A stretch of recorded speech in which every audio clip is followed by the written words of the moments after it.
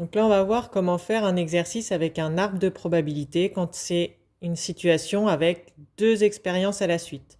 La première expérience, on va prendre une boule dans la boîte 1. La deuxième expérience, on va prendre une boule dans la boîte 2. Alors, comment est-ce qu'on fait un arbre? Dans la boîte 1, j'ai soit des rouges, soit des vertes. Donc, quand je prends dans la boîte 1, j'ai deux possibilités, soit rouge, soit vert. La probabilité d'avoir rouge, j'ai 1, 2, 3, 4, 5 sur 1, 2, 3, 4, 5, 6, 7, 8. J'ai 5 chances sur 8 d'avoir une rouge et du coup j'ai 3 chances sur 8 d'avoir une verte.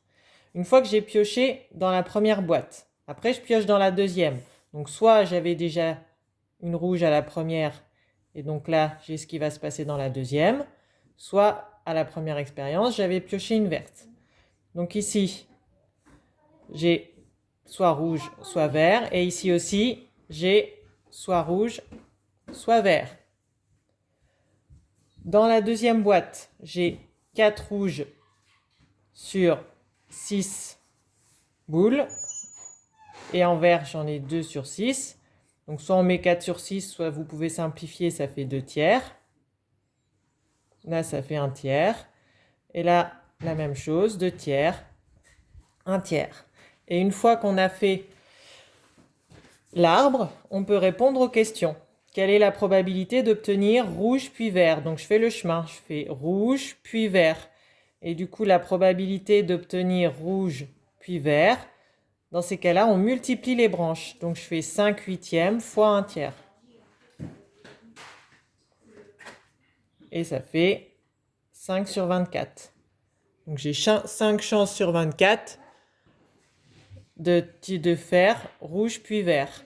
Ensuite, calculer la probabilité d'avoir deux boules de même couleur. Alors, boules de même couleur, j'ai soit rouge-rouge. Rouge-rouge, c'est 5 huitièmes fois 2 tiers. Ça fait 10 sur 24. Et on peut simplifier, mais on verra ça après. Et vert-vert, ça fait 3 huitièmes fois 1 tiers. Ça, je peux simplifier, ça fait 1 huitième. Et donc, pour avoir la probabilité d'avoir la même couleur, c'est cette probabilité-là plus celle-là. Donc, la probabilité d'avoir la même couleur, c'est rouge, rouge, plus vert, vert. Donc ici, ça fait 10 sur 24 plus 1 sur 8. Donc on fait x3 pour avoir le même dénominateur. Et si on fait l'addition, ça fait 13 24e. 13 chances sur 24 d'avoir la même couleur. Et la probabilité d'avoir au moins une rouge, il y a deux manières de le calculer. Au moins une rouge, c'est celle-là, celle-là et celle-là. Donc on peut faire ça, plus ce qu'on trouve ici éventuellement. Ou alors, au moins une rouge, c'est l'événement contraire de verte. Donc c'est 1 moins P de vert. Et donc c'est 1 moins 1 huitième.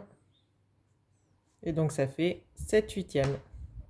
Et quand on additionne ça, plus celui qu'on calculerait éventuellement aussi ici, on trouve aussi 7 huitièmes.